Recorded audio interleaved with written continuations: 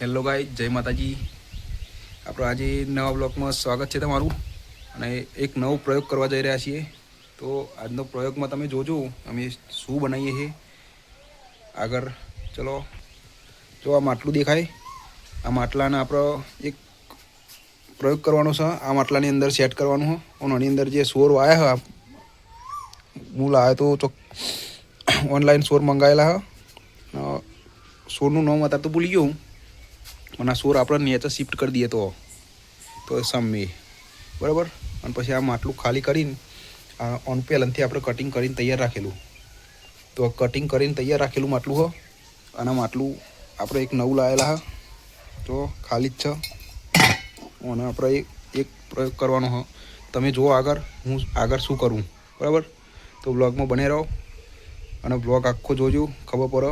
અને જો સમજાય તો લાઈક કરજો, બરાબર. તો ચલો આગળ બતાવું. માટલું ને ચલાવી દીધું, ઉપર હતું, બરાબર. અને હવે આને રોપવાની તૈયારી કરી દઈએ. ચલો અત્યારે લઈને આવી ગયા, રોપી દઈએ. બતાવું પછી તમને કાંઈક રોપી દીધું, કન્ટેનર ખાલી કરી દીધું હો. અને જો સુરવા રોપી દીધા, જોઈ લો. આ વેલ હતી કશાકની, બાકી એ સોરવા જુઓ મસ્ત લગાવી દીધા. પાણી રેડવાનું બાકી ખાલી, એટલે થોડા વેલ આવ્યા. પણ એ તો પાણી રેડીશું એટલે રેડી થઈ જશે, બરાબર. તો પાણી રેડી દઈએ અને કન્ટેનર ખાલી કરી દઈએ.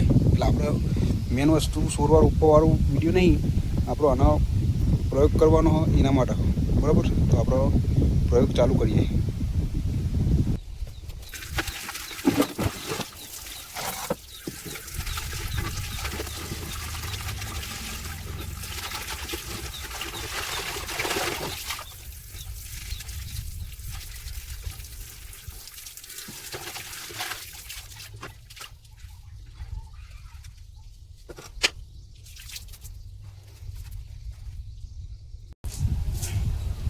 ઘેર આવું બનાવજો, મજા આવશે.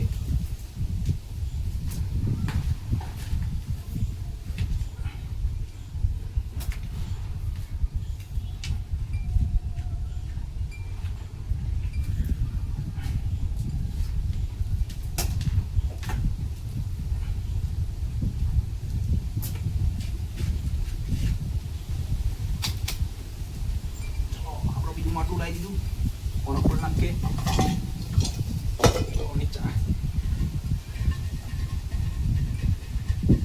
કાઢી નાખીએ. માટલું મોઘું પણ આપણે કોમમાં લેવાનું એટલે લેવાનું, બરાબર. ટેન્શન લેવાનું નહીં.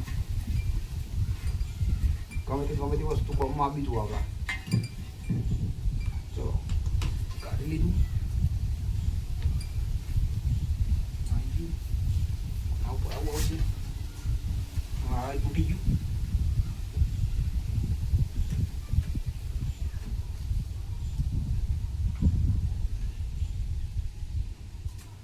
ચલો કામ સેટ થઈ ગયું.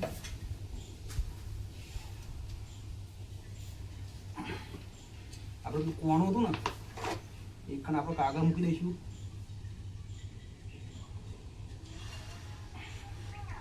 માટલું વચ્ચે સેન્ટરમાં રાખવાનું. પછી રેતી પર દેવાની અંદર. કાગળ ખાઈ ના જાય, સીધો નાખજો. કાગળ ખાઈ જશે તો પાણી મળી આવશે, બરાબર. પ્રયોગ કરીએ આપણે, જોઈને શું આવો રિઝલ્ટ. તો બીજું કોણ નોકરીએ ખરું.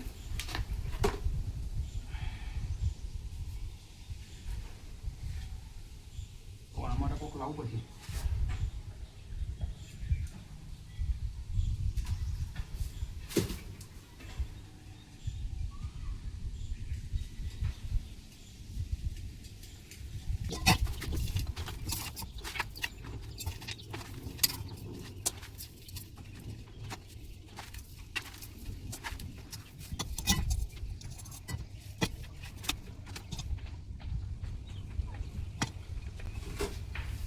મિત્રો આપણું ફીટ તૈયાર થઈ ગયું, જોઈ લો.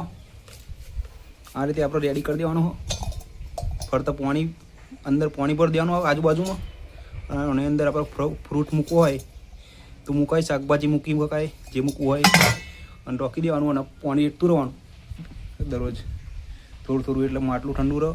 અને ઠંડુ રહેવાથી અંદર ફ્રીજ જેટલું સારું રહે પણ કશું બગડે નહીં, લાંબો સમય સુધી ચાલે.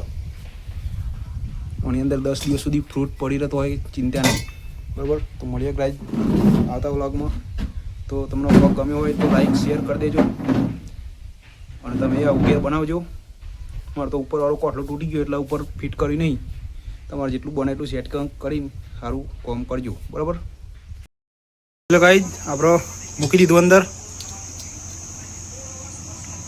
ફ્રૂટ મૂક્યો, મોસંબી, સફરજન, કેરી. તો જોઈ લઈએ, 7-8 કલાક થઈ ગયા. તો મસ્ત ઠંડી ઠંડી લાગે હો અને અંદર ઠંડુ વાતાવરણ થઈ ગયું, મજા આવે હો, ફ્રીજ જેવું લાગે હો. એટલે તમે આવું આયોજન કરજો. ચલો, સરસ થઈ ગયું, જોઈ લો.